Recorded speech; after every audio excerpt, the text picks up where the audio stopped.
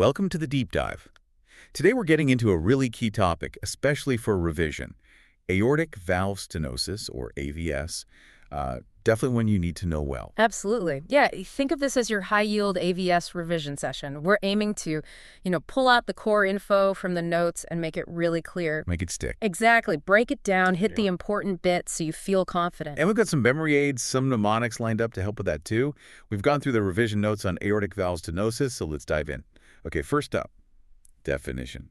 What is aortic valve stenosis in simple terms? Right. So aortic valve stenosis, at its core, it's a narrowing of the aortic valve. Okay. Now, this valve, it's the doorway between the left ventricle, the heart's main pumping chamber, and the aorta, which is the big artery taking blood to the body. Got it. When that doorway gets narrow, it obstructs the blood flow out. It makes it harder to push blood through. So the heart has to work harder. Precisely.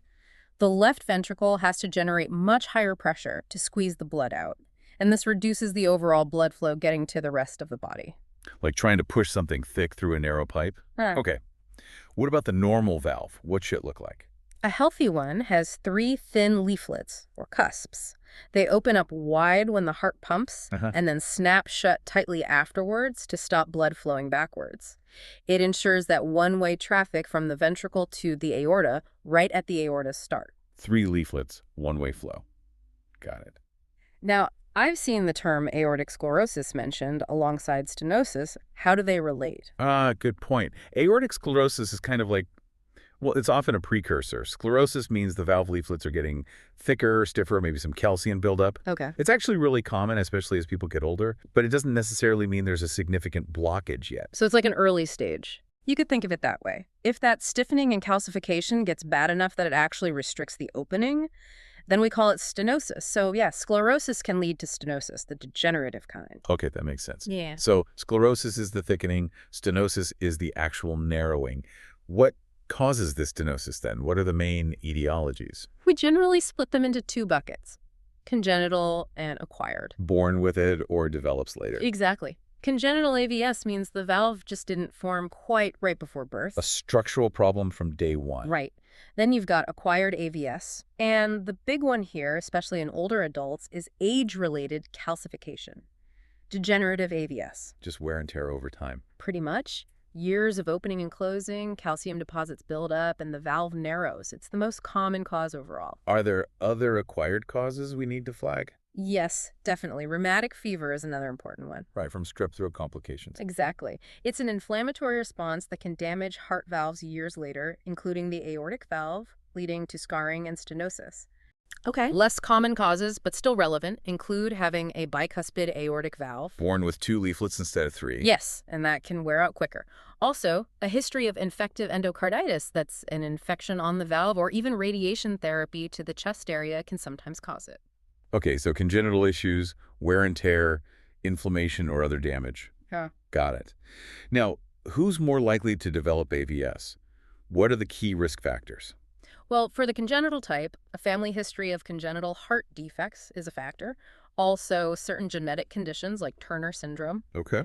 For the acquired forms, as we said, a history of rheumatic fever is a big one. And age, obviously, for the calcific type. Absolutely. Advanced age is a major risk factor for degenerative AVS. Also, having had infective endocarditis before. Right. And that previous radiation therapy to the chest we mentioned. Okay, clear list of risk factors. Right. So we know what it is, who gets it. Let's dig into the mechanics, the pathophysiology, what's actually happening inside the heart with AVS. Right. This is key to understanding the symptoms. So, the narrowed valve, it acts like a bottleneck. It restricts blood leaving the left ventricle. So to push blood through that smaller opening, the left ventricle has to pump much, much harder. Generates more pressure. Exactly. And just like any muscle that works harder, it gets thicker. We call this left ventricular hypertrophy, or LVH. Like lifting weights makes your biceps bigger. Precisely. Initially, this thickening helps the heart compensate, helps maintain blood output, but there's always a but. There is. Over time, that thickened muscle can become stiff. It doesn't relax properly to fill with blood, and eventually it just can't keep up. So the compensation fails. Right.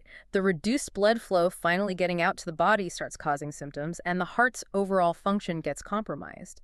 It can lead towards heart failure if that obstruction isn't relieved. That really explains the progression. Okay, so if someone comes in with symptoms that sound like AVS, what else should be on the differential diagnosis list? What else could it be? Yeah, super important. You need to think about other things that might cause similar issues, especially other causes of left ventricular outflow obstruction. Why? Things like subvalvular aortic stenosis, narrowing below the valve, or supravalvular narrowing above it. Okay. Then there's hypertrophic cardiomyopathy, where the heart muscle itself is too thick and obstructs outflow, and coarctation of the aorta, which is narrowing further down the aorta. Different kinds of blockages in the same pathway, essentially. Exactly. And then you also have to think about things that cause similar heart murmurs, because the murmur is often the first clue. Right. What else causes murmurs like that? Well, aortic sclerosis itself can cause a murmur, even without severe stenosis.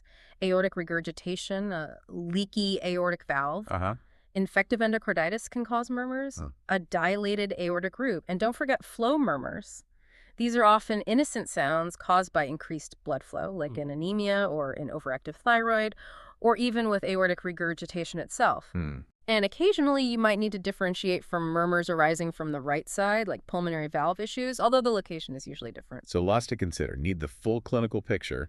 Now, how common is AVS? What's the epidemiology look like? It's a bit tricky to get exact UK numbers easily, but the key points are: AVS is actually one of the most common congenital heart defects found in newborns. Really? Okay. Yeah, and then, as we've said, acquired AVS is very common in older adults thanks to that degenerative calcific process, so it spans the age range for different reasons. So definitely not a rare condition. How does it usually present then? What clinical features should we look out for? It really varies depending on severity. Mild cases, people might have zero symptoms for ages, completely asymptomatic. Right. But as the stenosis gets worse, the classic triad of symptoms starts to appear. Chest pain, which is like angina, shortness of breath, especially with activity, and feeling dizzy or even fainting, syncope. Fatigue is also common, and sometimes palpitations. And what about in babies or young kids with congenital AVS? Yeah, the signs can be different there. You might see poor feeding, difficulty gaining weight, what we call failure to thrive, and maybe developmental delays if it's significant. Okay.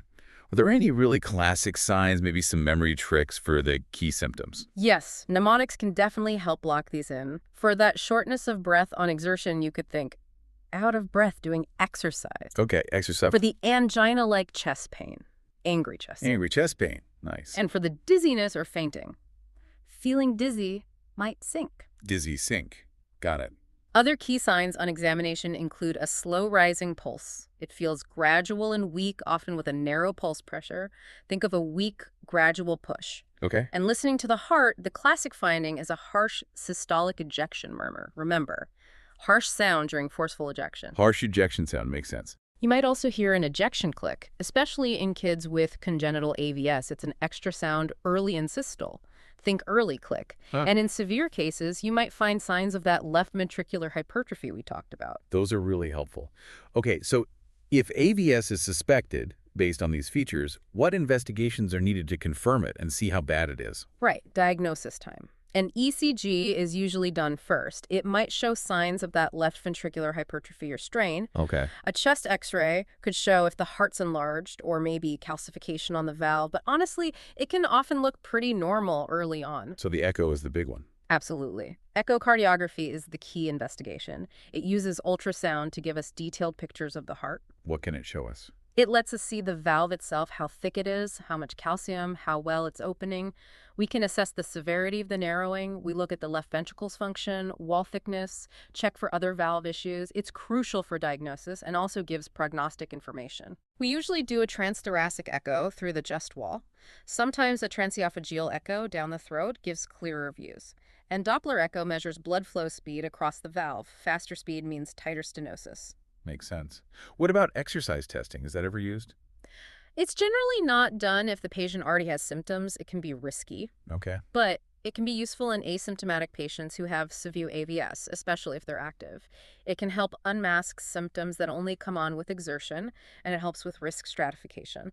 But it absolutely must be done under supervision. Safety first. Any other imaging? Yeah, sometimes MSCT, multi-slice CT, or cardiac MRI might be used. They can give more detail, especially about the aorta if it looks enlarged.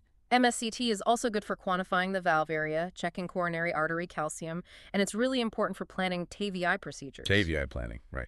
Also, blood tests for natriuretic peptides, like BNP, can be useful. They can help predict outcomes in asymptomatic patients with severe AVS. Okay. And more invasive tests, like cardiac cath. Cardiac catheterization is sometimes needed. It involves putting a catheter into the heart to directly measure the pressure gradient, the pressure difference across the valve. It gives a very accurate severity measure. The gold standard for pressure measurement. You could say that. And often, coronary angiography is done at the same time, especially in older patients, to look for any coronary artery disease because the risk factors overlap quite a bit. Right. Check the pipes at the same time. Makes sense? Okay, comprehensive workup. So once diagnosed, how is AVS managed, say, in the UK? Management really hinges on the severity and whether there are symptoms. Medically, it's important to know that statins aren't specifically recommended just to slow down the AVS progression itself. Oh. But managing other atherosclerotic risk factors like cholesterol and blood pressure is crucial. For patients who aren't candidates for intervention, medications are used to manage symptoms like heart failure or coexisting hypertension. And when does intervention come into play? Well, for patients with severe AVS and symptoms, the recommendation is generally for early intervention. That usually means either surgical aortic valve replacement, SAVR, or TAVI. Surgery or the catheter-based work. Right. For severe high-gradient AVS, intervention is usually advised even if the left ventricle function, the LVEF, looks okay. It's a bit more nuanced if the gradient is low and the LVEF is reduced, needs careful assessment. What if someone has severe AVS but no symptoms? Good question. If they have severe AVS and their LV function is already impaired, intervention is usually recommended even without symptoms. Right. If they have severe AVS, no symptoms, and good LV function without other worrying features, then often it's watchful waiting, regular monitoring. Keep a close eye on them. Exactly. Although some asymptomatic patients might still be considered for intervention if they have certain high-risk features found during investigations. Right. Can you remind us of the main intervention types? Sure. The definitive treatment is aortic valve replacement, AVR. The traditional way is surgical AVR, SAVR, open heart surgery to put in a new valve. Then there's transcatheter AVR, or TAVI. That's the less invasive one, done via catheter, often through the leg artery. It's a key alternative, especially for older or higher risk of patients. Okay. Balloon valvuloplasty, just stretching the valve with the balloon, is sometimes used maybe as a bridge to surgery or in certain situations, but the effect doesn't last very long usually. Temporary fix. Kind of. And if someone has had a tissue valve replacement before and it wears out, they might need another intervention, either TAVI and SAVR or redo surgery. And how are these patients followed up? Regular follow-up is key, especially for asymptomatic severe AVS clinical reviews and echo scans to watch for changes. For mild AVS, maybe an echo every 3 to 5 years. NICE guidelines provide specific recommendations on who gets SAVR versus TAVI, anticoagulation needs, etc. And of course, any intervention has risks: bleeding, stroke, arrhythmias, infection, things that need to be discussed. Absolutely, a tailored approach. Yeah. So thinking long-term, what's the prognosis like for someone with AVS? It really depends, Severity is a huge factor. Mild AVS generally has a much better outlook than severe. Progression rate matters, too. Right. Age plays a role, obviously. And some data suggests women might sometimes have worse outcomes, possibly due to later diagnosis, though that's complex. The biggest factor, though, is symptoms. Symptomatic versus asymptomatic. Exactly. Symptomatic severe AVS, if left untreated, has a pretty poor prognosis. There's a significant risk of sudden cardiac death. Survival rates can be as low as, say, 15–50% at 5 years without intervention. Wow, that's stark. It really emphasizes why treatment is needed. For asymptomatic severe AVS, the outcome depends on those risk factors we mentioned: LV function, exercise test results, BNP levels, etc. And after intervention, after AVR. Generally, prognosis improves dramatically. Mm. Symptoms get better, quality of life improves. For older patients having AVR, their survival often approaches that of the general population their age. That's great. For younger patients, while the immediate outlook is much better, their very long-term survival might still be a bit lower than their peers without AVS. There are factors that predict worse long-term outcomes after AVR too, like older age at surgery, other health problems, poor LV function beforehand, arrhythmias, or untreated coronary disease. So getting the diagnosis and treatment in good time is crucial. Absolutely. Timely management is key. Okay. And finally, what are the potential complications if AVS isn't managed properly? What can go wrong?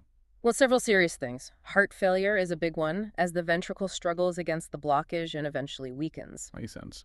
Arrhythmias, like atrial fibrillation, are more common. The damaged valve is also more prone to getting infected. That's infective endocarditis. Right, infection risk. Bits of the calcified valve can break off and travel through the bloodstream, systemic emboli, which could cause a stroke or block arteries elsewhere. And although the absolute risk per year is low, particularly if asymptomatic, there is that increased risk of sudden cardiac death, especially once symptoms develop. Okay, so a range of potentially serious consequences. Right, well, that was a really thorough run-through of aortic valve stenosis. Just to quickly recap the main points. It's that narrowing of the aortic valve, Obstructing blood flow. caused mainly by age-related calcification or congenital issues. Key symptoms to watch for are that triad of breathlessness, chest pain, and dizziness or syncope. Don't forget the murmur and echo for diagnosis. Absolutely. And the importance of timely management, whether watchful waiting or intervention like SAVR to TVI, to improve outcomes. Definitely. Early diagnosis and the right management strategy really can make a huge difference to prognosis and quality of life. It really can. And just as a final thought, we talked about the overlap in risk factors between AVS and coronary heart disease, things like aging and calcification. It makes you wonder, doesn't it?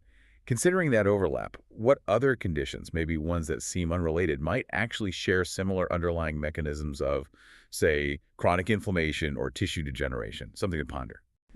Interesting question. And for anyone listening who wants more MSRA revision help, remember to check out passthemsra.com. And freemsra.com as well. Thanks so much for joining us for this deep dive today. Thank you.